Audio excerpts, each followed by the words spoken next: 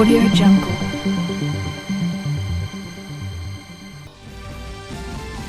प्रधानमंत्री की अध्यक्षता में कैबिनेट की बैठक में अहम फैसला, देश को आत्मनिर्भर बनाने और मेक इन इंडिया के सपने को साकार करने पर जोर।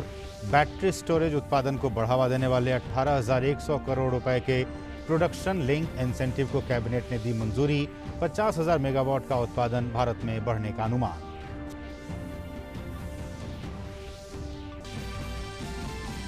विशेषज्ञों के एक पैनल ने की भारत बायोटेक की कोवैक्सीन को 2 से 18 साल की आयु के बच्चों और किशोरों पर दूसरे और तीसरे चरण के परीक्षण की अनुशंसा। कई विशेषज्ञों ने कोविड संक्रमण के तीसरी लहर आने पर बच्चों और किशोरों को ज्यादा प्रभावित होने की जताई है आशंका।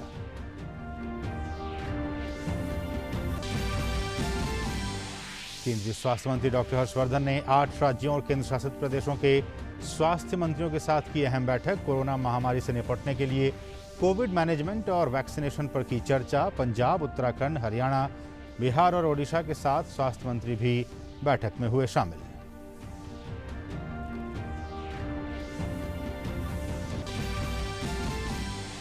देश में कोविड संक्रमण की गति धीमी पड़ी, पॉजिटिविटी रेट में आई कमी, दैनिक सक्रिय मामलों में भी कमी, रिकवरी रेट में सुधार 83.04% पर पहुंचा। पिछले 24 घंटों में देश में आए 3,48,000 नए मरीज, वहीं 3,55,000 मरीज हुए स्वस्थ।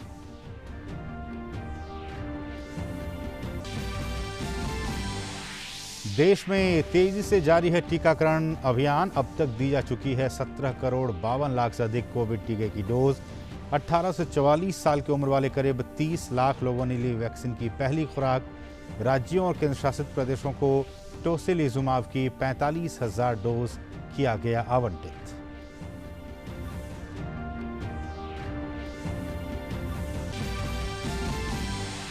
देश के अलग अलग हिस्सों में ऑक्सीजन पहुंचाने में लगातार जुटी है भारतीय रेल। अब तक 100 ऑक्सीजन एक्सप्रेस का हुआ संचालन। 6,260 मीट्रिक टन ऑक्सीजन का किया गया वितरण। नौसेना और वायुसेना भी राहत कार्यों में जुटी। कुवैत से ऑक्सीजन लेकर आए नौसेना के जहाज। विदेशों से भी सहायता पहुंचने का सिलसिला जारी।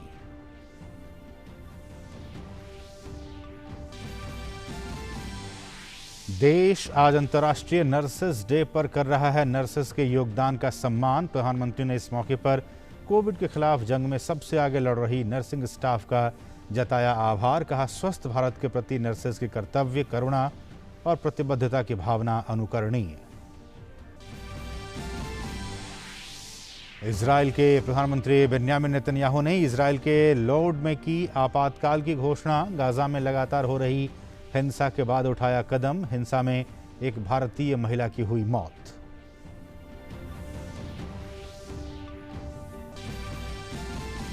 और मैनचेस्टर सिटी ने जीता इंग्लिश प्रीमियर लीग का खिताब। मैनचेस्टर यूनाइटेड को लेस्टर सिटी के हाथों मिली शिकस्त के बाद हुआ विजेता का फैसला।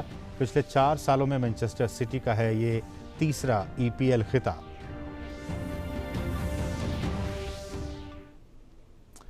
नमस्कार, आप सभी का बहुत बहुत स्वागत है। मैं हूं असीम मिश्रा। केंद्रीय कैबिनेट ने आज बैटरी स्टोरेज उत्पादन को बढ़ावा देने वाले 18,100 करोड़ रुपए के प्रोडक्शन लिंक इंसेंटिव को मंजूरी दे दी। इससे 50,000 मेगावाट का उत्पादन भारत में बढ़ने का अनुमान है। केंद्रीय मंत्री प्रकाश जावड़ेकर ने इस निर्णय की जानकारी दी। बैटरी स्टोरेज के लिए आज प्रोडक्शन लिंक्ड इंसेंटिव उत्पादन को प्रोत्साहन देने वाला ऐसा एक 18,100 करोड़ का 18,100 करोड़ रुपीस इंसेंटिव की योजना आज मंजूरी दी है। इससे 50,000 मेगावाट का टारगेट है कि वहां तक उत्पादन भारत में बढ़ेगा आने वाले चंद सालों में, और आगे ये उत्पादन बढ़ता जाएगा जरूरत के अनुसार और मार्केट के अनुसार।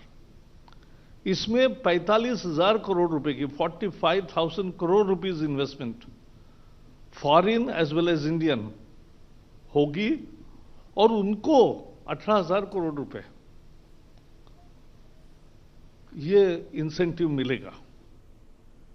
और केंद्रीय मंत्री प्रकाश जावड़ेकर ने कहा कि आज कैबिनेट की बैठक में देश को आत्मनिर्भर बनाने और मेक इन इंडिया के सपने को साकार करने पर जोर दिया गया। इससे बैटरी स्टोरेज बढ़ाने के लिए नए प्रोडक्शन लिंक इंसेंटिव के तहत आयात कम होगा और भारत में ही उत्पादन शुरू होगा। इससे इलेक्ट्रिक व्हीकल को काफ़ी बढ़ावा मिलेगा। This is a win-win formula for climate change, for green growth, for Indian philosophy of Make in India and Atmanirbhar Bharat, where investment, trade, industry are all welcome because it will improve the whole industry sector. It will bring in foreign and national investment. At the same time, it will promote good work and industries and will create more job opportunities. और corona virus टीकाकरण पर अभियान पर एक अच्छी खबर है।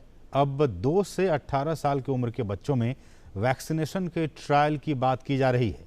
एक एक्सपर्ट कमेटी ने इसकी सिफारिश भी की है। विशेषज्ञ समिति ने 2 से 18 साल के आयु वर्ग के बच्चों के लिए भारत बायोटेक के कोरोना टीके के दूसरे और तीसरे चरण के लिए परीक्षण की सिफारिश की है। अगर ये परीक्षण के नतीजे अनुकूल आते हैं तो इस पर आगे की कार्यवाही की जाएगी और बच्चों में कोरोना टीका का रास्ता साफ हो जाएगा। दरअसल महामारी विशेषज्ञों का मानना है कि कोविड संक्रमण का तीसरा चरण कम आयु के लोगों को ज़्यादा प्रभावित करेगा। ऐसे में इससे बचाव के लिए युवाओं और बच्चों को सुरक्षित रखने के लिए टीके पर अभी से ही काम शुरू करना जरूरी हो गया है।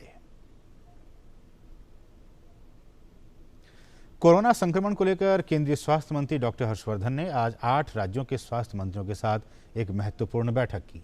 स्वास्थ्य मंत्रियों से केंद्रीय स्वास्थ्य मंत्री बढ़ते कोरोना संक्रमण और इसकी रोकथाम पर चर्चा की। इसके साथ ही बैठक में कोविड मैनेजमेंट और वैक्सीनेशन को लेकर भी विचार विमर्श किया गया। नमस्कार, आप सबका हृदय से आभार। बहुत शॉर्ट नोटिस आपको दिया था और आप सब आज की इस मीटिंग में सम्मिलित हुए हैं। आज बिहार, हरियाणा, झारखंड, उत्तराखंड, जम्मू एंड कश्मीर, उड़ीसा, पंजाब और तेलंगाना यहाँ के स्वास्थ्य मंत्रियों से हमने अभी जो मौजूदा कोविड की परिस्थिति है और विशेषकर आपके स्टेट्स में उसके संदर्भ में चर्चा करने के लिए ये मीटिंग बुलाई है। मेरी जानकारी में बिहार के स्वास्थ्य मंत्री, हरियाणा के स्वास्थ्य मंत्री, झारखंड के स्वास्थ्य मंत्री, उत्तराखंड और तेलंगाना में तो स्वयं मुख्यमंत्री ही अभी स्वास्थ्य विभाग देखते हैं, वो भी मुझे बताया गया कि कार्यक्रम में उपस्थित हैं। और जम्मू कश्मीर में लेफ्टिनेंट गवर्नर साहब और उड़ीसा और पंजाब के भी स्वास्थ्य मंत्री, सभी लोग अपने साथियों के साथ आज यहाँ बैठक में उपस्थित हैं। यहाँ मेरे साथ मेरे सहयोगी अश्विनी चौबे जी भी जुड़े हैं और 2 वरिष्ठ अधिकारी भी मेरे साथ यहाँ फिजिकली जुड़े हैं, स्वास्थ्य मंत्रालय के एडिशनल सेक्रेटरी। आज की इस बैठक में एक प्रेजेंटेशन डॉक्टर सुजीत सिंह जी की तरफ से, जो हमारे national centre for disease control के डायरेक्टर हैं,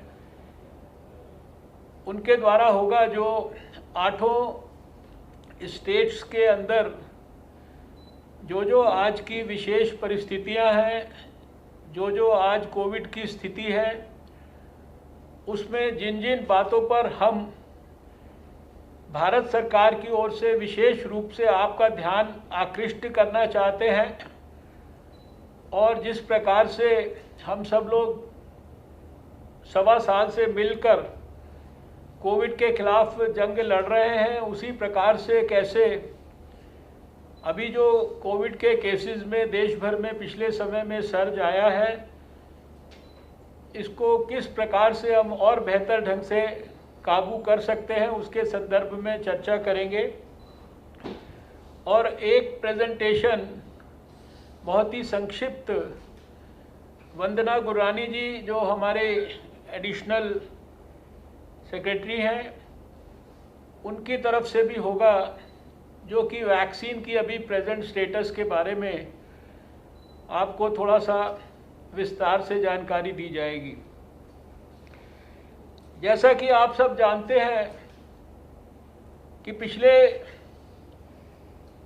जो कुछ हफ्ते बीते हैं इसमें विशेष रूप से सारे देश में अचानक तेजी से केसेस के संख्या में बहुत बड़ा विस्तार हुआ है, बहुत बढ़ोतरी हुई है और उसके कारण अचानक सारे देश में सारी स्वास्थ्य व्यवस्था के ऊपर अनेक प्रकार के दबाव पड़े हैं। लेकिन मैं आप सबको बधाई देना चाहता हूं कि हर प्रकार के दबाव के बावजूद भी आप सब ने बहुत संयम से, धैर्य से और पूरे करेज और डिटर्मिनेशन के साथ जनता के हित में कोविड के खिलाफ लड़ाई को जितनी तेजी से कोविड ने प्रहार करने का कोशिश किया उससे भी ज़्यादा तेजी से आप सब ने मिलकर कोविड के खिलाफ जंग को तेज करने का प्रयास किया है। हम सब जानते हैं कि पिछले 24 घंटे में देश में लगभग 3,48,421 कोविड के केसेस रिपोर्ट हुए हैं। लेकिन इसी के साथ साथ हम सब के लिए ये भी संतोष की बात है कि 3,55,338 केसेस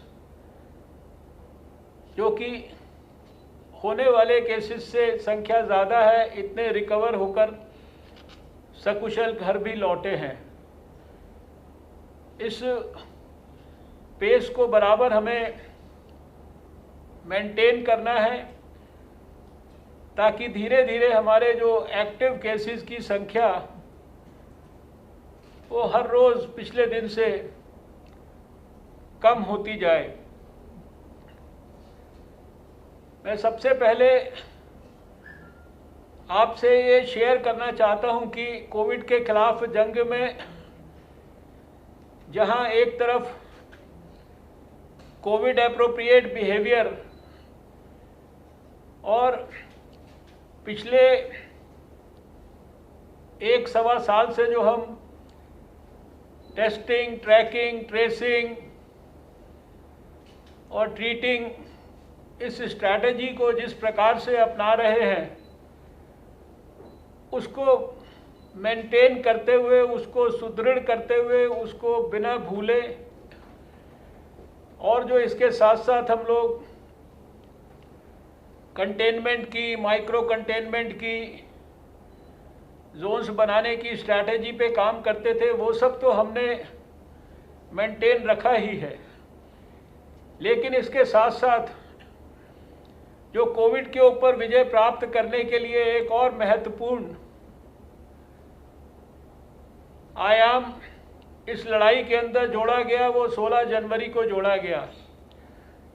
देश के वैज्ञानिकों की सहायता से, उनके अथक प्रयासों से बहुत ही थोड़े से समय के अंदर देश में 2 वैक्सीन्स का रिसर्च के बाद उत्पादन प्रारंभ हुआ और 16 जनवरी को प्रधानमंत्री नरेंद्र मोदी जी ने देश में हेल्थ केयर वर्कर्स के वैक्सीनेशन से इस प्रक्रिया को प्रारंभ किया।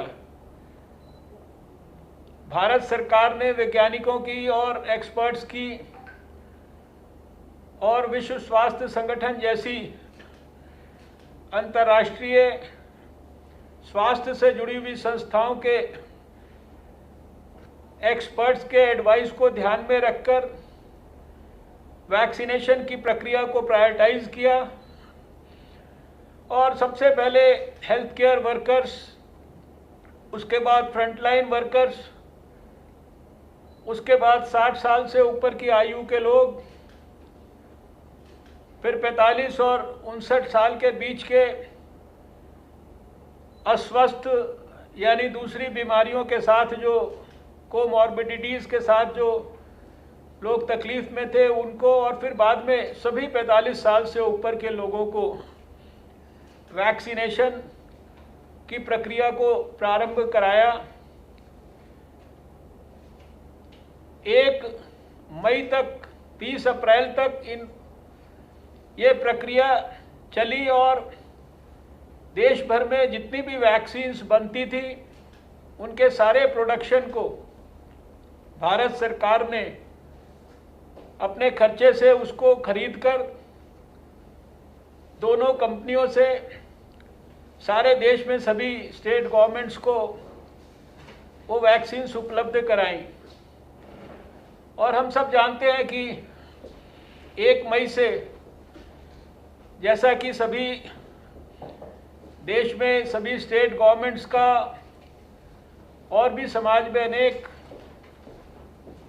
वर्ग के लोगों का ये सुझाव था और मांग थी कि वैक्सीनेशन की प्रक्रिया में 18 साल से लेकर और 44 साल के यंग लोगों को भी जोड़ा जाए।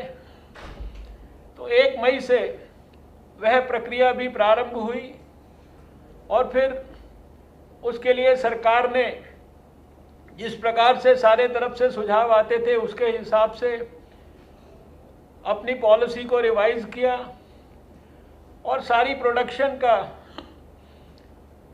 आधा हिस्सा भारत सरकार ने 45 साल से ऊपर के लोगों के लिए खरीदकर और स्टेट्स के लिए उपलब्ध कराना प्रारंभ किया। और इस पूरी प्रक्रिया में पूरे देश में सरकारी व्यवस्थाओं के माध्यम से सारे देश के 45 साल से ऊपर के लोगों को वैक्सीन निःशुल्क उपलब्ध कराई जाती थी और की जा रही है। और इसी के साथ साथ 18 साल से 45 वर्ष के बीच के लोगों के लिए, यंग लोगों के लिए स्टेट्स को बची हुई 50% प्रोडक्शन का आधा स्टेट गवर्नमेंट्स को और आधा प्राइवेट सेक्टर के अस्पतालों के लिए उपलब्ध कराने की प्रक्रिया प्रारंभ हुई। और अंतर्राष्ट्रीय सहयोग के तहत ब्रिटेन से कल देर रात चिकित्सा आपूर्ति का सामान रायपुर पहुंचा। भारतीय वायुसेना का विमान C-130 मदद की एक खेप लेकर भारत पहुंचा।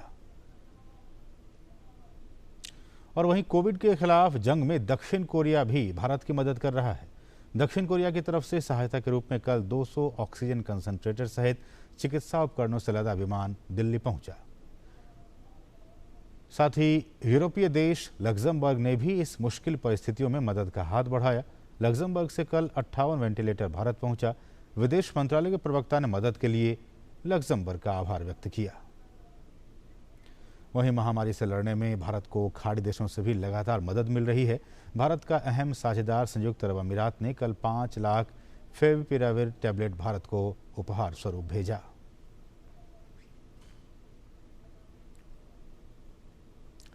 भारत और अफगानिस्तान के बीच रिश्तों की सुधरता का इतिहास दशकों पुराना है। दोनों राष्ट्र एक दूसरे के मुल्क के साथ मुसीबत में कंधे से कंधा मिलाकर खड़े रहते हैं। कोरोना काल में भारत ने जहां मित्रता का धर्म निभाते हुए अफगानिस्तान को कोविड वैक्सीन और अन्य ज़रूरी दवाइयां देने जैसी मदद की, तो वहीं अफगानिस्तान के नागरिक भी भारत में कोविड महामारी से पीड़ित मरीजों की सलामती की दुआ कर रहे हैं। पेश है ओपी यादव की ये रिपोर्ट।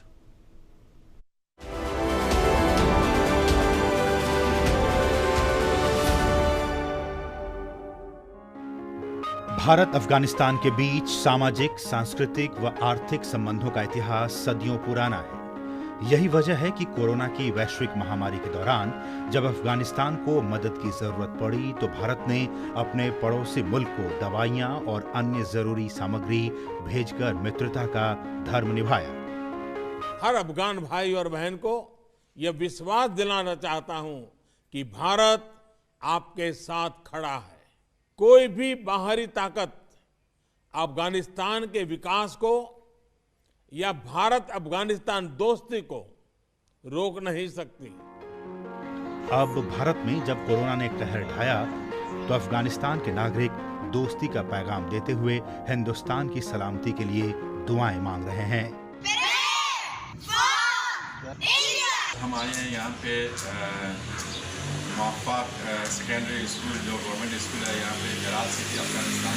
इंडिया के कुवैत के लिए दुआएं मांगी। छोटे बच्चों ने यहाँ पे अराउंड 3000 बच्चे हैं इस स्कूल में पढ़ते हैं, जिन्होंने इंडिया के कुवैत के बचने के लिए छोटे बच्चों ने सब दुआएं मांगी कि इंडिया के लोग सेफ रहें। इंडिया का हमेशा अफगानिस्तान में काफ़ी गहरे रिलेशन रह रहे हैं। अफगानिस्तान के हेरात प्रांत स्थित सरकारी मुआफ़ाक सेकेंडरी स्कूल के 3000 से अधिक बच्चों सहित अन्य स्कूली स्टाफ और छात्र छात्राएं भारत में कोविड पीड़ित मरीजों के शीघ्र स्वस्थ होने की कामना कर रहे हैं।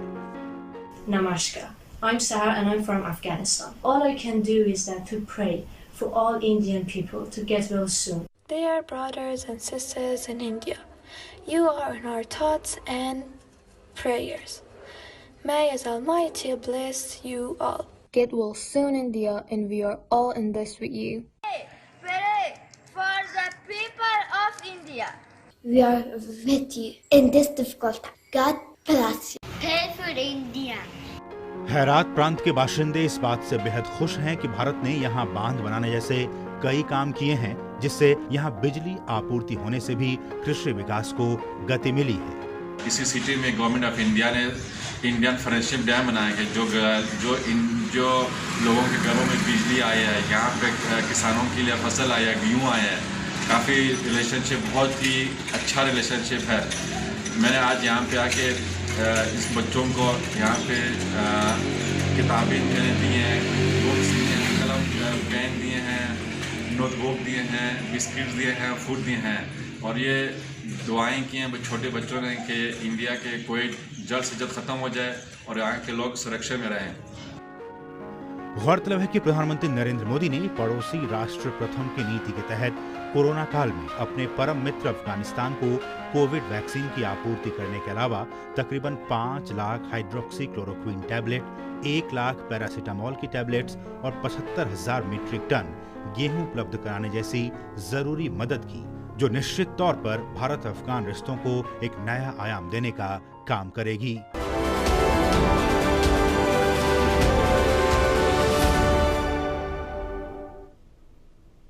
तो इस बुलेटिन में फिलहाल इतना ही। हमें दीजिए अनुमति। नमस्कार। ओ काका, वो आए शहर, ले आए खाद बीज?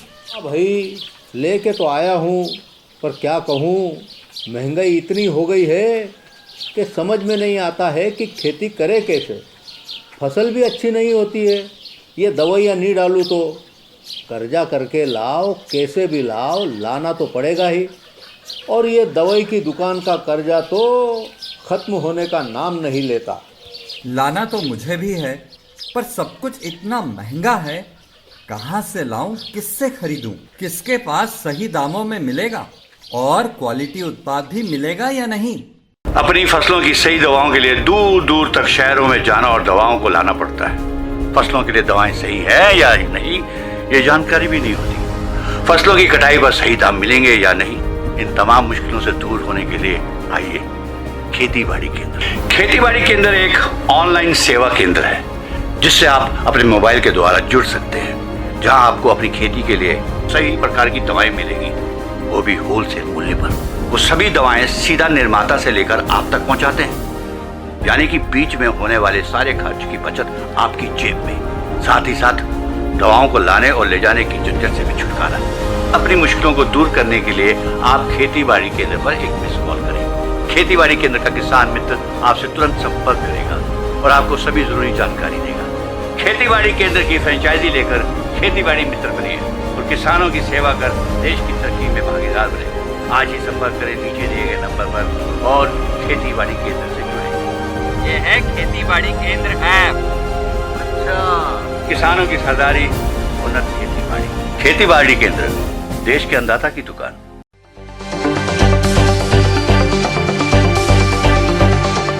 Audio